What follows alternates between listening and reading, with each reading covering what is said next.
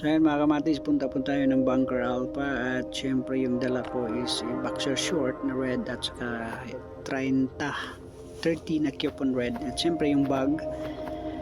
Bali ito lang yung dadala natin guys kasi marami tayong kukunin doon sa Bunker Alpha. So mga kamatis, punta tayo, no? Meron tayong mahigit 24 minutes pero cut na natin guys at pasok tayo mga kamatis sa Bunker Alpha. So ngayon ayan, nakapasok na tayo. Tapos sige, takbo lang. Wala tayong dala maliban sa coupon red at boxer short. So may mga box dito ng mga pagkain baka sakaling magutom tayo. At dito sa kabila may iniwan akong mga pagkain din. Anyway, you can grab anything diha guys. Pero wag na yung beer kasi maiihi ka lang. Anyway, lagay muna natin yan for future natin na gagawin. So ngayon pasok tayo sa ilalim ng lupa. So yung laro ko nga pala ngayon is huling araw ng mundo. So ngayon ito yung bubuksan natin. No, survival kit terminal pala. So doon tayo sa kabila. So anyway, this is my first time na bubuksan yung combat gear terminal. So excited guys, ano kayang laman nito. So here we go and click. Yan, daming laman guys. May dalawang Glock M16 saka yung complete suit ng police SWAT at saka may uniform ng army.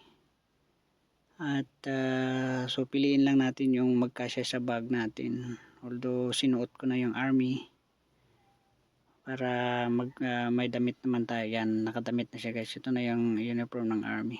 So ngayon i-equip muna natin yung mga baril baka sakaling may masalubong tayong hindi natin kanang mga diliingon nato. Alright, so yun, tingnan ko pa sa ibaba may mga nakalagay pa, marami pa guys. So ito lang, piliin lang natin yung pinaka importante as much as possible. Kunin mo yung mga talagang magagamit. So anyway, yung tangke ng motor, yan importante talaga para mabuksan natin yung chopper. So ngayon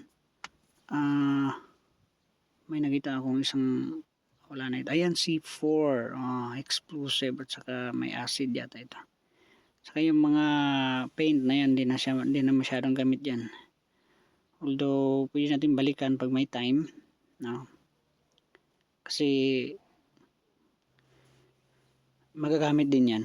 So ngayon yung ipapalit ko lang dito is yung C4 ata at yung medical kit, no? Kasi mapapagira tayo sa loob, so iwan muna natin yung medical kit. So ayan guys, balikan na lang natin yan. So ngayon uwi muna tayo, punta tayo ng ng bahay natin.